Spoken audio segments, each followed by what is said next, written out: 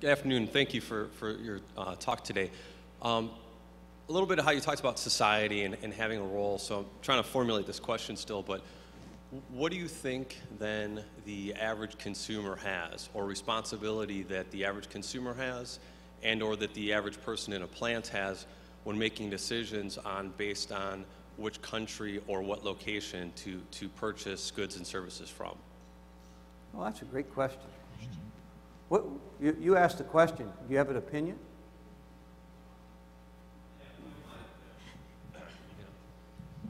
I can give you a recent example.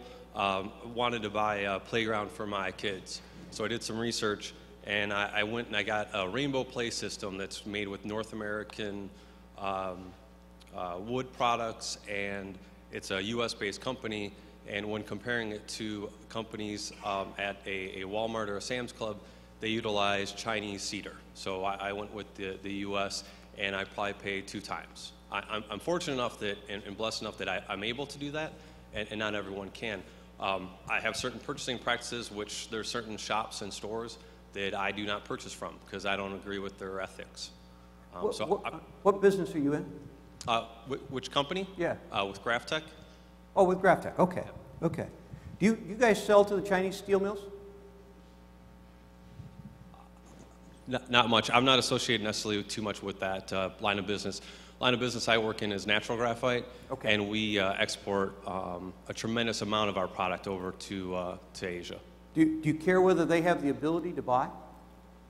Do I care if they have the ability to buy the products? Yes. Does your job? Well, does your job depend on those exports? My job depends upon, I would say, the world community's ability to buy technological advanced products. But you won't buy their products, but you want them to buy yours. Well, I mean that's where I'm at right now. Yeah. Yeah. I mean I think that's the challenge we all. I mean you can think of it in terms of, I live in North Canton, Ohio, and there's bumper stickers that say "Buy North Canton, don't buy from Jackson Township." And you got to be careful about that. At Timken, we used to make 100% of the retainers that hold rollers on a bearing. Today we make effectively 0%. And they come from 2 companies. One, a Japanese company, came over here and set up plant in America, and that's got us the confidence to your playset to let somebody else manufacture it.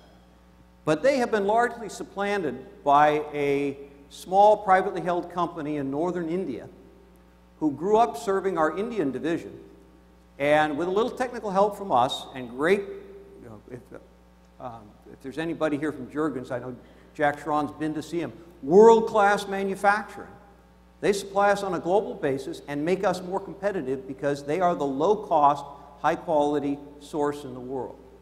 And now, conversely, I was in India last week, and we have a large bearing facility in Wuxi, China. And today, our Indian customers are used to getting large bearings made in Western Europe or made in America. We're now shipping them made in China. And the customer said, "How do I deal with the fact this is made in China?" I said, "It doesn't matter. It says Timken on it. It's going to be the same. No matter where it comes from, it's going to be the highest quality, best cost." And that's the way you should make your decision. So for me to say anything other than that we as consumers have an obligation to support the best supplier. Now, again, there's a whole lot of defining around that in terms of fair trade, free trade, and that sort of thing. But there's a whole realm of economic history that says free trade, and I'll say fair trade because there's a lot of unfair trade that goes on. Fair trade makes the whole economy better, and protectionism hurts all parts of the economy.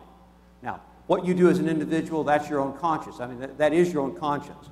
But for the economy as a whole, for the global economy, we've got to embrace globalization. And so when you go buy a car, you have an obligation to buy the best car available at the lowest price. If you come buy bearings, that's what I would tell you. And my obligation as an industrialist is to make sure the best at the lowest price is marked Timken. That maybe doesn't play very well in Cleveland.